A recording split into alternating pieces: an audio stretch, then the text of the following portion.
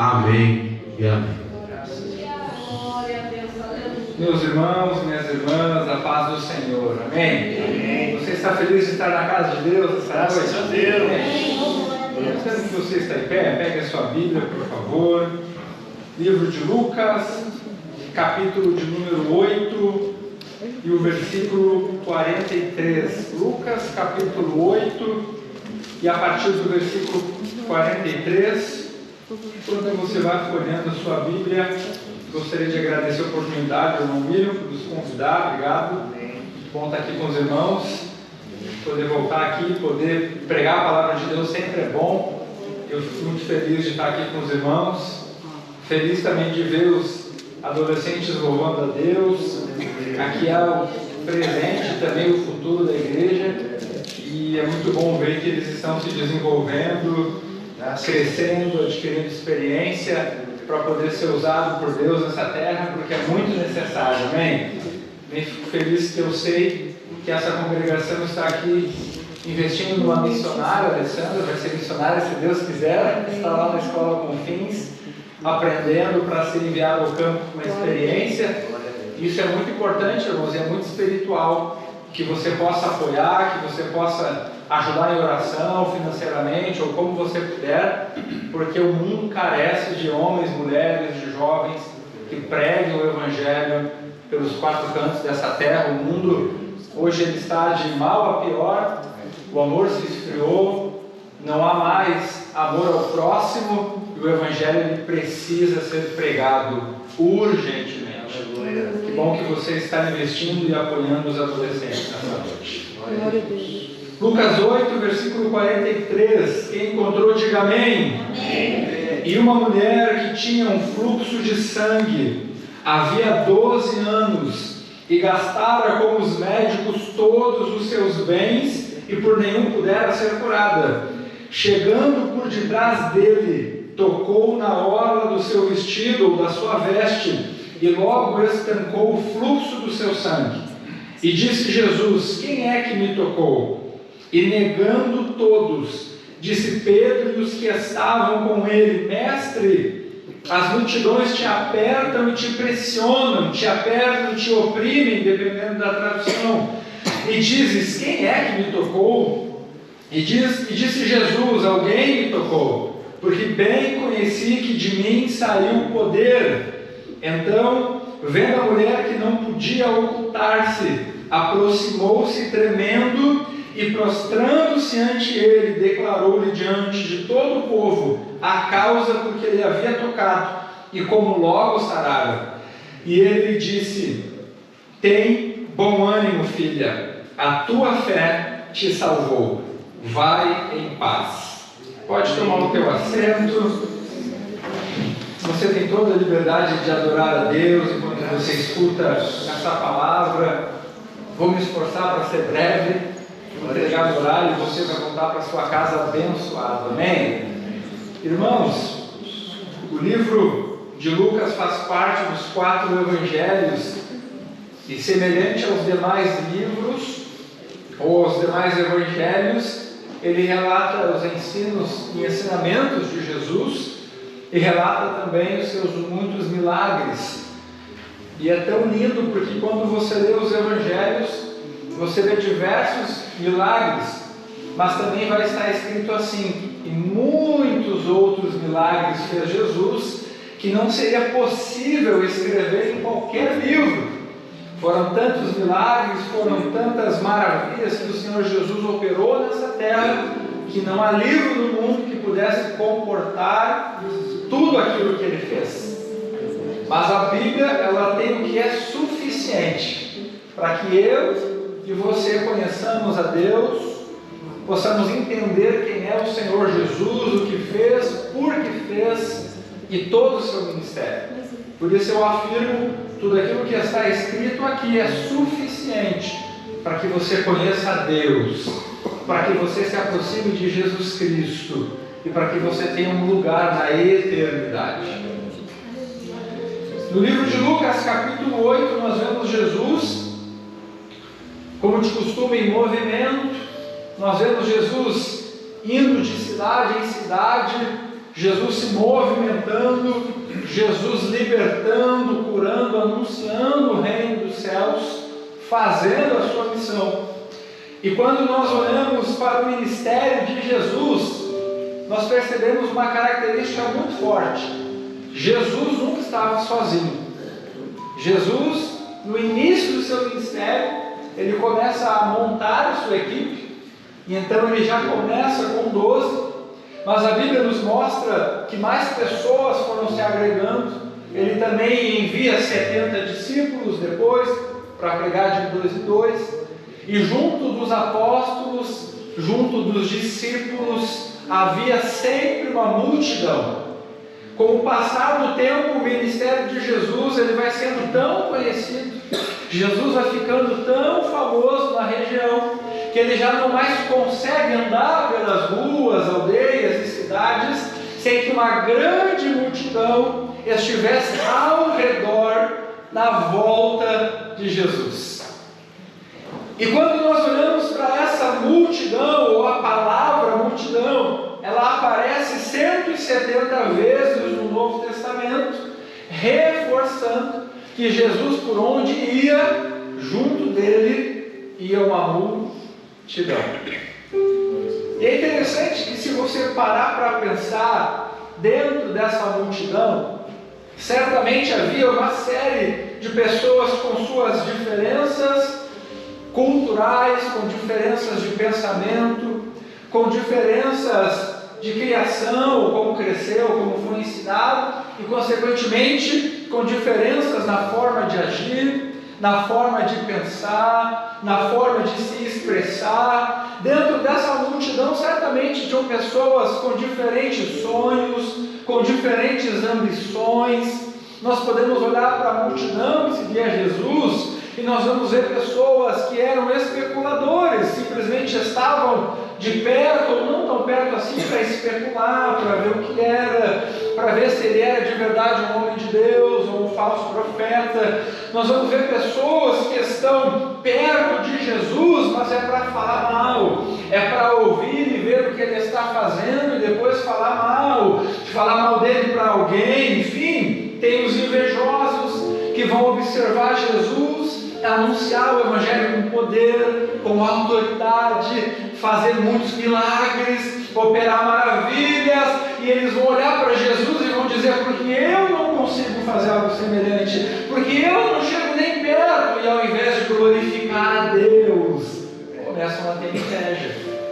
Basta você olhar na sua Bíblia aqueles grupos chamados fariseus, saduceus, homens que conheciam as Escrituras, homens que conheciam a palavra até então da época, homens que estudavam a palavra e que então deveriam conhecer ela detalhadamente, e ao invés de olhar para Jesus e entender que ele era simplesmente a palavra que eles estudaram por toda a sua vida e dar glórias a Deus, eles tinham inveja, porque Jesus ensinava de uma forma completamente diferente.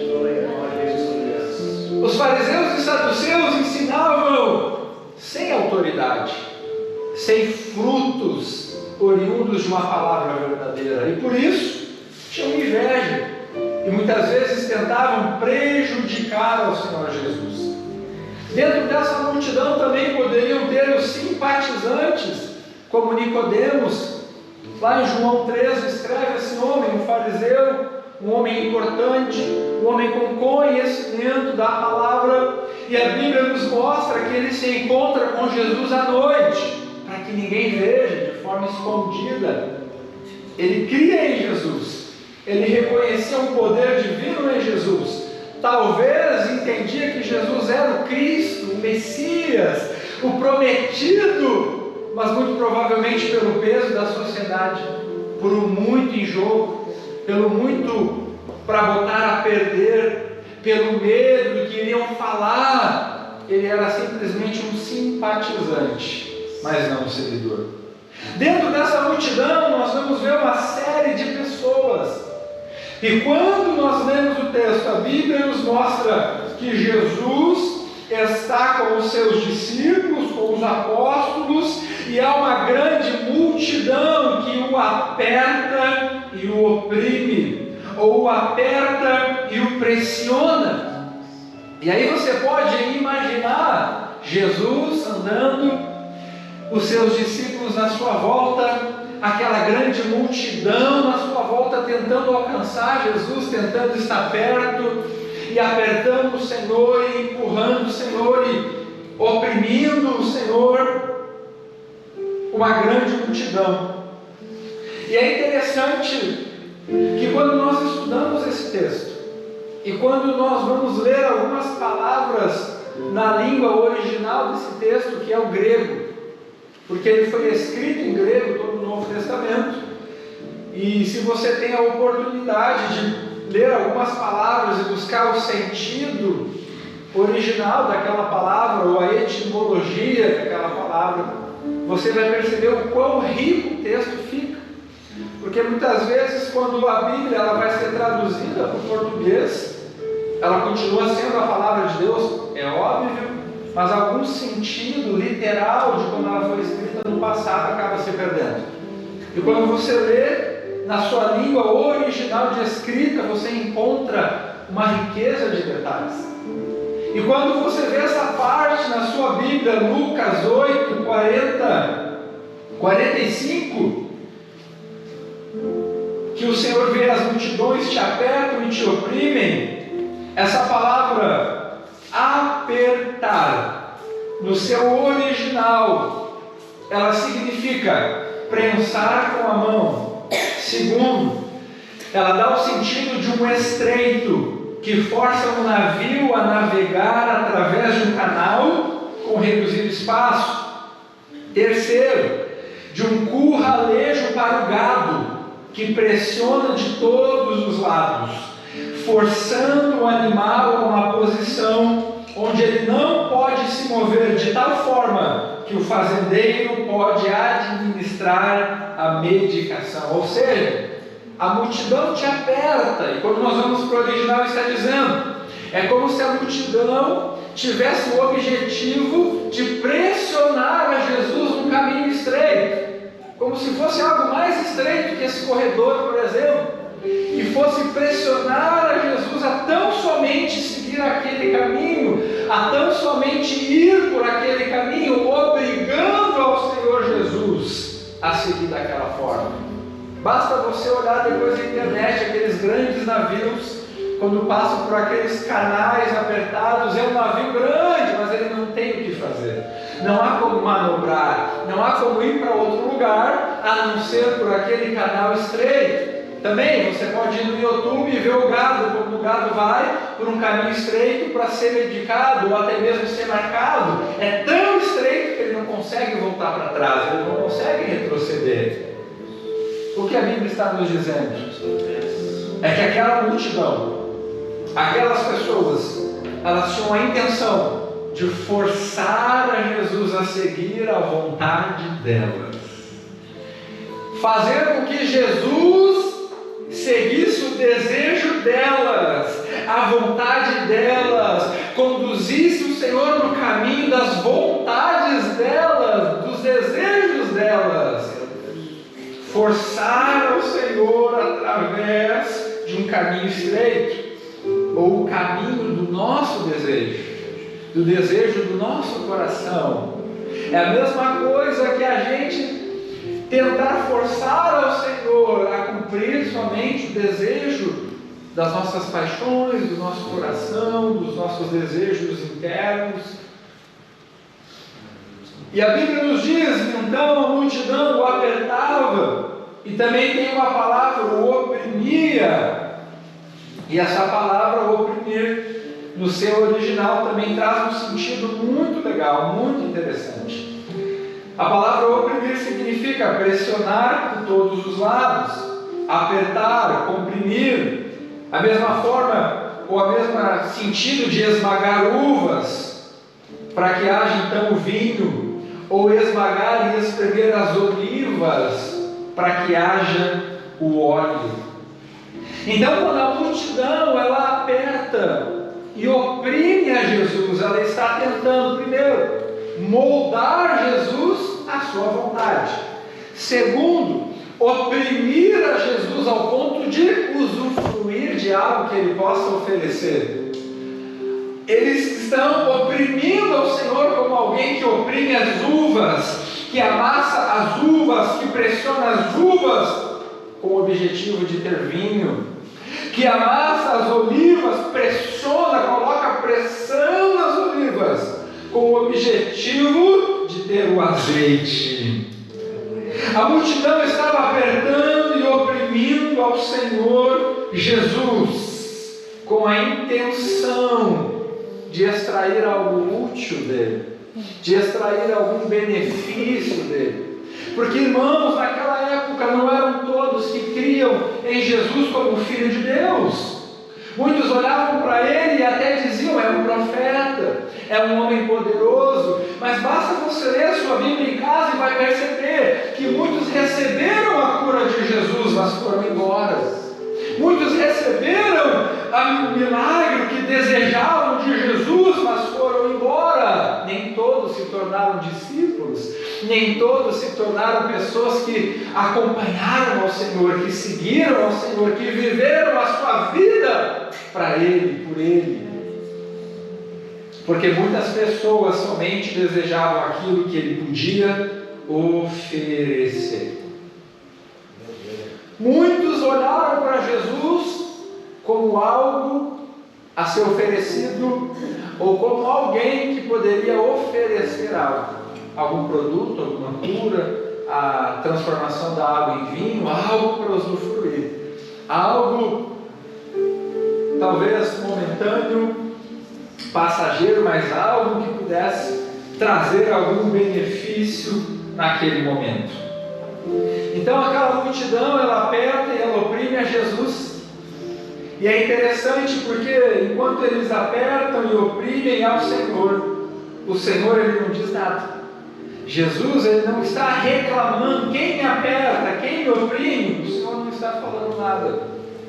Porque aquelas pessoas, irmão, e aqui eu entro na mensagem principal da nossa pregação, as pessoas que estão apertando e oprimindo ao Senhor, elas estão disputando as mãos de Jesus. Elas estão ao lado de Jesus. Pensa comigo, de pé. E elas estão disputando as mãos de Jesus. E quando elas estão disputando as mãos de Jesus, elas disputam aquilo que Ele pode fazer. Elas disputam aquilo que Ele pode executar. Elas disputam aquilo que Ele pode entregar. E ali há uma concorrência. Há muitos que apertam, há muitos que oprimem, concorrendo pelas mãos de Jesus. Mas então o texto diz: e disse Jesus: quem é que me tocou?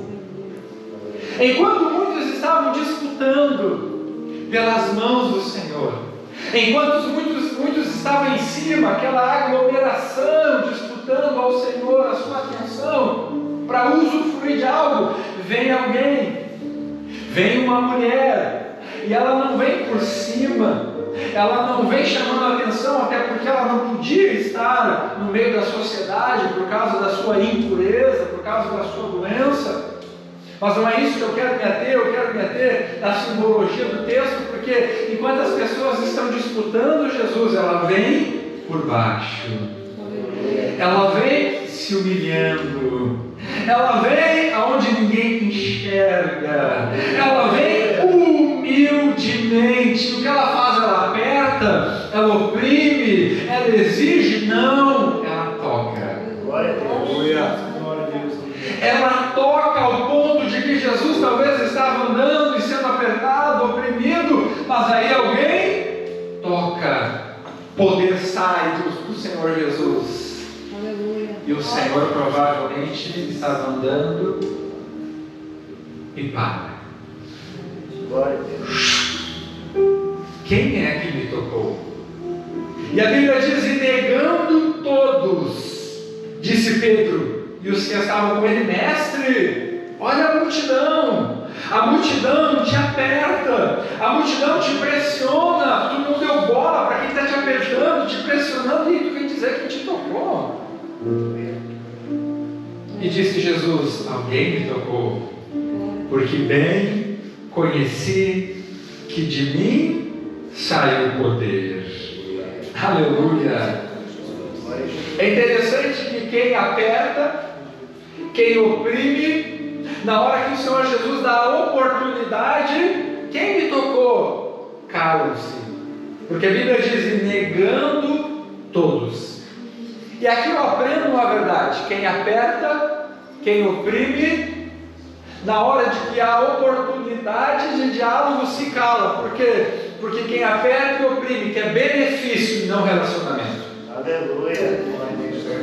Quem aperta e oprime quer usufruir e não se relacionar.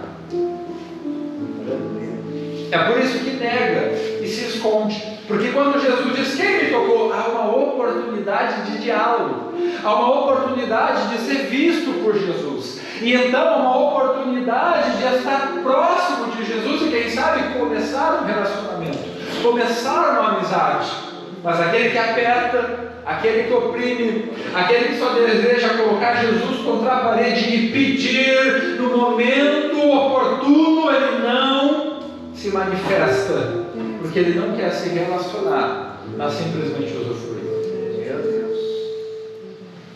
E então, há uma mulher que toca, e a palavra tocar no seu original, ela também tem um sentido muito interessante, porque essa palavra tocar no grego, ela tem um sentido até sagrado, um toque no sentido de comunhão, de relacionamento, de apego.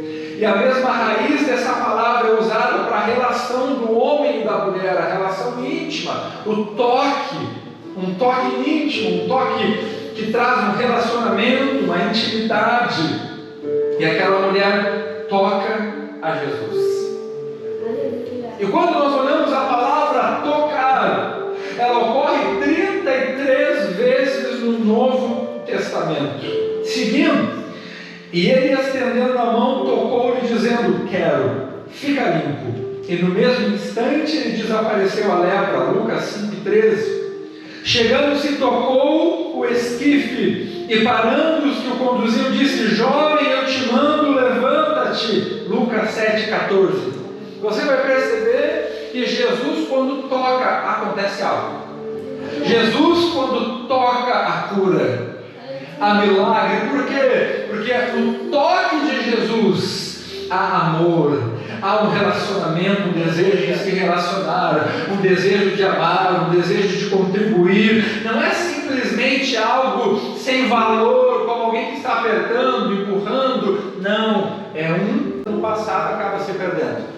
E quando você lê na sua língua original de escrita, você encontra uma riqueza de detalhes.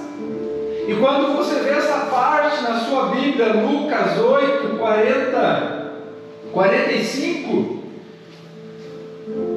que o Senhor vê as multidões te apertam e te oprimem, essa palavra apertar, no seu original, ela significa prensar com a mão.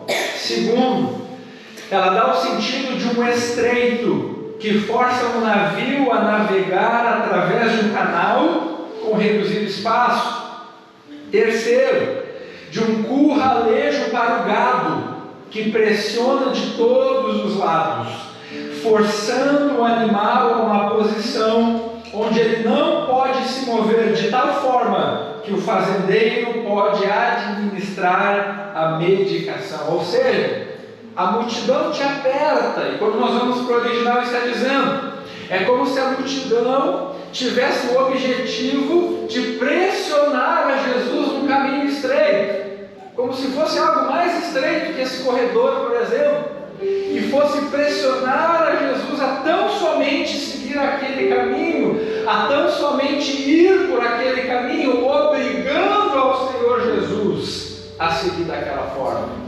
Basta você olhar depois na internet, aqueles grandes navios, quando passam por aqueles canais apertados, é um navio grande, mas ele não tem o que fazer. Não há como manobrar, não há como ir para outro lugar, a não ser por aquele canal estreito. Também você pode ir no YouTube e ver o gado, como o gado vai por um caminho estreito para ser medicado ou até mesmo ser marcado. É tão estreito que ele não consegue voltar para trás, ele não consegue retroceder. O que a Bíblia está nos dizendo é que aquela multidão, aquelas pessoas, elas tinham a intenção de forçar a Jesus a seguir a vontade delas, fazer com que Jesus seguisse o desejo delas, a vontade delas, conduzisse o Senhor no caminho das vontades delas, dos desejos delas, forçar o Senhor através de um caminho estreito, ou o caminho do nosso desejo, do desejo do nosso coração. É a mesma coisa que a gente tentar forçar ao Senhor a cumprir somente o desejo das nossas paixões, do nosso coração, dos nossos desejos internos. E a Bíblia nos diz, então, a multidão o apertava, e também tem uma palavra, o oprimia, e essa palavra oprimir, no seu original, também traz um sentido muito legal, muito interessante. A palavra oprimir significa pressionar por todos os lados, apertar, comprimir, a mesma forma, ou a mesma sentido de esmagar uvas, para que haja então o vinho, ou esmagar e espremer as olivas, para que haja o óleo. Então, quando a multidão ela aperta e oprime a Jesus, ela está tentando, primeiro, moldar Jesus à sua vontade. Segundo, oprimir a Jesus ao ponto de usufruir de algo que ele possa oferecer. Eles estão oprimindo ao Senhor como alguém que oprime as uvas, que amassa as uvas, que pressiona as uvas com o objetivo de ter vinho, que amassa as olivas, pressiona, coloca pressão nas olivas, com o objetivo de ter o azeite. A multidão estava apertando e oprimindo ao Senhor Jesus, com a intenção de extrair algo útil dele, de extrair algum benefício dele. Porque, irmãos, naquela época não eram todos que criam em Jesus como Filho de Deus. Muitos olhavam para ele e até diziam: é um profeta, é um homem poderoso. Mas basta você ler sua Bíblia em casa e vai perceber que muitos receberam a cura de Jesus, mas foram embora. Muitos receberam o milagre que desejavam de Jesus, mas foram embora. Nem todos se tornaram discípulos, nem todos se tornaram pessoas que acompanharam ao Senhor, que seguiram ao Senhor, que viveram a sua vida para Ele, por Ele. Porque muitas pessoas somente desejavam aquilo que Ele podia oferecer. Muitos olharam para Jesus como algo a ser oferecido, ou como alguém que poderia oferecer algo, algum produto, alguma cura, a transformação da água em vinho, algo para usufruir, algo talvez momentâneo, passageiro, mas algo que pudesse trazer algum benefício naquele momento. Então aquela multidão, ela aperta e ela oprime a Jesus. E é interessante porque enquanto eles apertam e oprimem ao Senhor, o Senhor ele não diz nada. Jesus ele não está reclamando: quem me aperta, quem me oprime. O Senhor não está falando nada. Porque aquelas pessoas, irmão, e aqui eu entro na mensagem principal da nossa pregação, as pessoas que estão apertando e oprimindo ao Senhor, elas estão disputando as mãos de Jesus. Elas estão ao lado de Jesus. Pensa comigo, de pé. E elas estão disputando as mãos de Jesus. E quando elas estão disputando as mãos de Jesus, elas disputam aquilo que Ele pode fazer. Elas disputam aquilo que Ele pode executar. Elas disputam aquilo que Ele pode entregar. E ali há uma concorrência. Há muitos que apertam, há muitos que oprimem, concorrendo pelas mãos de Jesus. Mas então, o texto diz, e disse Jesus: quem é que me tocou? Enquanto muitos estavam disputando pelas mãos do Senhor, enquanto muitos estavam em cima, aquela aglomeração, disputando ao Senhor a sua atenção, para usufruir de algo, vem alguém, vem uma mulher, e ela não vem por cima, ela não vem chamando a atenção, até porque ela não podia estar no meio da sociedade por causa da sua impureza, por causa da sua doença. Mas não é isso que eu quero me ater na simbologia do texto, porque enquanto as pessoas estão disputando Jesus, ela vem por baixo, ela vem se humilhando, ela vem aonde ninguém enxerga, ela vem humildemente. O que ela faz? Ela aperta, ela oprime, ela exige? Não, ela toca. Ela toca ao ponto de que Jesus talvez estava andando e sendo apertado, oprimido, mas aí alguém toca, poder sai do Senhor Jesus. Aleluia. E o Senhor provavelmente estava andando e para. Quem é que me tocou?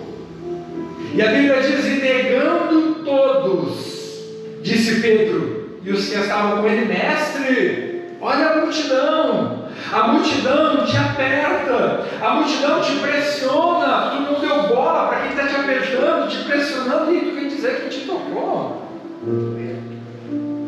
E disse Jesus: alguém me tocou, porque bem conheci que de mim sai o poder. Aleluia. É interessante que quem aperta, quem oprime, na hora que o Senhor Jesus dá a oportunidade, quem me tocou? Calam-se.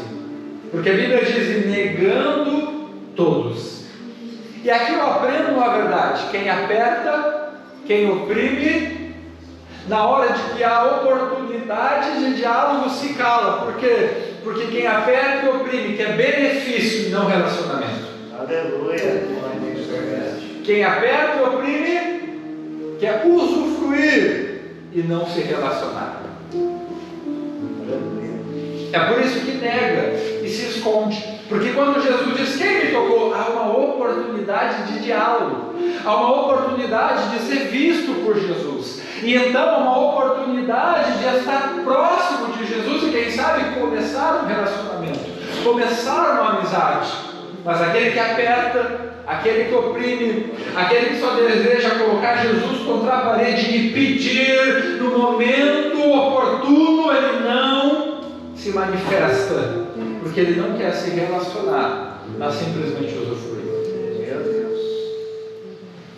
E então há uma mulher que toca, e a palavra tocar no seu original, ela também tem um sentido muito interessante, porque essa palavra tocar no grego, ela tem um sentido até sagrado, um toque no sentido de comunhão, de relacionamento, de apego. E a mesma raiz dessa palavra é usada para a relação do homem e da mulher, a relação íntima, o toque, um toque íntimo, um toque que traz um relacionamento, uma intimidade. E aquela mulher toca a Jesus. E quando nós olhamos a palavra tocar, ela ocorre 33 vezes no Novo Testamento. Seguindo, e ele, estendendo a mão, tocou-lhe, dizendo: quero, fica limpo.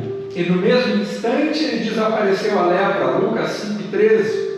Chegando-se, tocou o esquife, e parando os que o conduziam, disse: jovem, eu te mando, levanta-te. Lucas 7,14. Você vai perceber que Jesus, quando toca, acontece algo.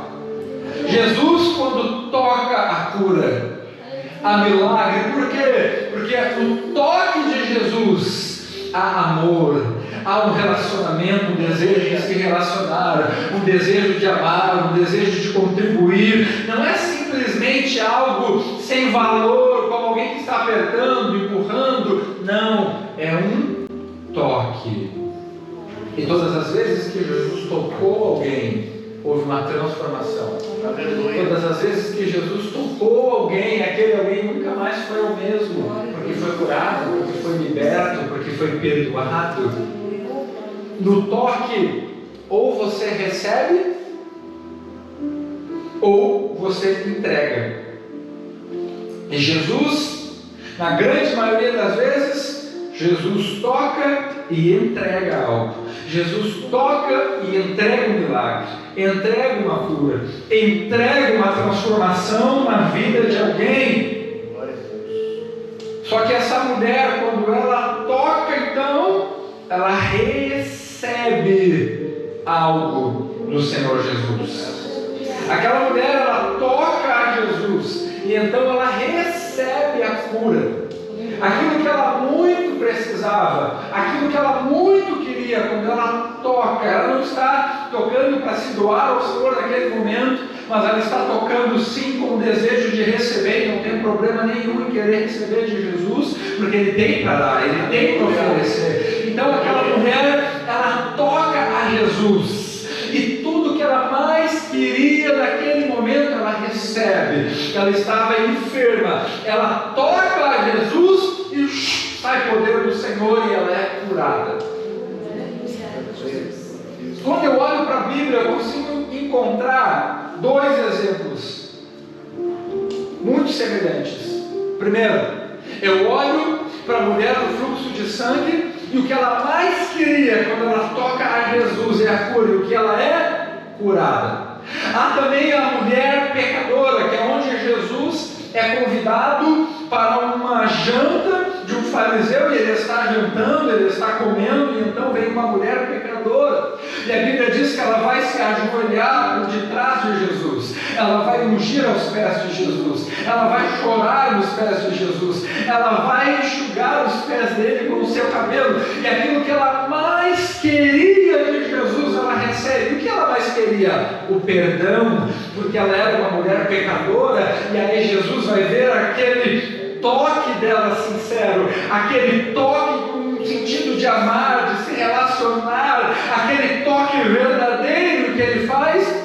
Perdoados estão os teus pecados. Primeiro, a mulher que muito queria de Jesus uma cura, ao tocar ao Senhor ela é curada. Segundo, a mulher que muito queria perdão pelos seus pecados, ao tocar os pés de Jesus ela é perdoada. E nessa noite eu te pergunto, o que muito você quer do Senhor Jesus? O que você mais quer do Senhor Jesus? Deve ter alguma coisa que você muito quer. Talvez a restauração do casamento dos seus pais, talvez a saúde de algum ente querido, talvez algo impossível que você muito quer de Jesus.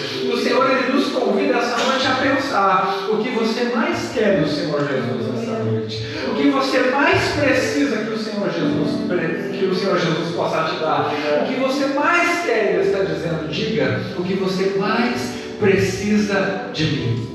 Aleluia. Amém, Jesus.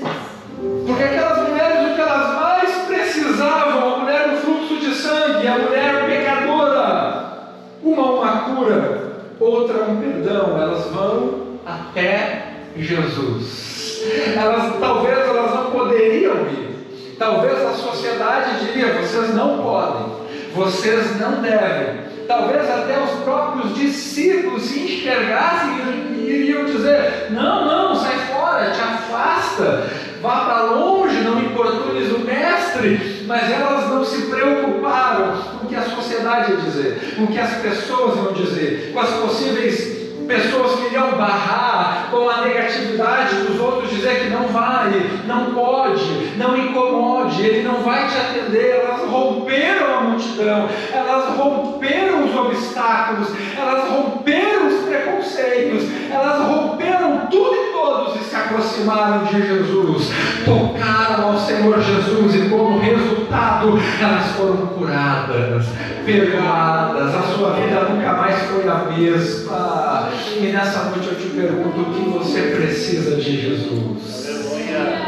Glória a Deus. Será que você pode olhar para dentro de si e fechar os seus olhos por um momento e pensar o que você precisa de Jesus, o que você tanto precisa que homem nenhum pode fazer, que pessoa nenhuma pode dar, que talvez o dinheiro não pode resolver. O que você precisa?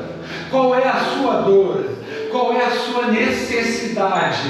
O que você precisa? Pense sobre isso por um momento. E talvez isso possa trazer uma tristeza no seu coração. Talvez isso possa vir no seu coração e você pensar: é tão difícil, é impossível. Quando vai acontecer? Será que um dia vai acontecer? O Senhor Jesus está dizendo: basta você me tocar. Basta você me tocar nessa noite. Basta você se ajoelhar, se humilhar e tocar os meus pés, e tocar as minhas orlas, a minha veste. Talvez você não vai alcançar as mãos de Jesus. Talvez você não estará de pé ao ponto de alcançar as mãos, mas Ele está dizendo: não precisa alcançar as minhas mãos. Basta ter humildade para se ajoelhar, se prostrar e alcançar os meus pés. Aleluia, aleluia. O Senhor está dizendo: o que você precisa, o que você mais precisa, não está nas minhas mãos, mas está nos meus pés. Será que você pode adorar a Deus por essa palavra? Será que você acredita nessa palavra que está sendo pregada? Será que essa palavra faz sentido para você nessa noite? Aquela mulher, para encerrar, aquela mulher do fluxo de sangue, ela vai, talvez se arrastando de joelhos, e ela toca na orla de Jesus, ela recebe poder e ela é curada. E é interessante que ela toca na orla, e aquela orla da roupa de Jesus, da roupa de um judeu, ela tinha, as roupas dos judeus tinham essas orlas atadas aos seus mantos, para que eles se lembrassem da lei. Então todas as vezes que eles caminhassem, eles teriam aquelas franjas nas orlas, aqueles cordões, e aí eles, ao olhar para aquilo, eles se lembrariam da lei de Deus, ou seja, eles se lembrariam da palavra de Deus. E olha que interessante, a gente conversou aqui nessa mensagem que o toque daquela mulher também simboliza um relacionamento. A palavra toque nesse texto, no seu original, também dá um sentido de relacionamento. Então, quando ela toca a orla, ela recebe poder. O toque pode significar ou ser um sinônimo aqui de relacionamento. A orla, as franjas da orla onde ela toca, elas simbolizam a palavra. E então, quando ela toca na orla, há poder. Ou seja, quando ela toca relacionamento na orla, palavra como resultado, há milagre, há poder de Deus. Quando você tiver relacionamento com a palavra de Deus, o resultado será poder e milagre sobre a sua vida. Quando você se relacionar com a palavra ou não, a palavra é a Bíblia, a palavra é Jesus, a palavra é o verbo vivo, a palavra é o próprio Deus. Quando você se relacionar com a palavra, o resultado imediato é poder, é milagre sobre a sua vida. E se você acredita nessa palavra, irmão, irmã, levante a sua mão aos céus e diga: obrigado, Jesus, porque todas as vezes que eu me relacionar com a sua palavra, haverá milagre para a minha vida, haverá poder para a minha vida, haverá cura de doenças para a minha vida, haverá relacionamentos restaurados da minha família e da minha casa. Porque a palavra de Deus, ela está viva. A palavra de Deus, ela está viva. A palavra de Deus não é um simples texto, uma simples letra que você vai ler ao longo da sua vida e nada vai acontecer. Não, a palavra de Deus está viva. A palavra de Deus, ela foi esmagada, foi oprimido, ela foi como uma ovelha muda, um matadouro. A palavra de Deus morreu para quê? Para te dar perdão pelos seus pecados, mas também para trazer vida, para trazer poder, para trazer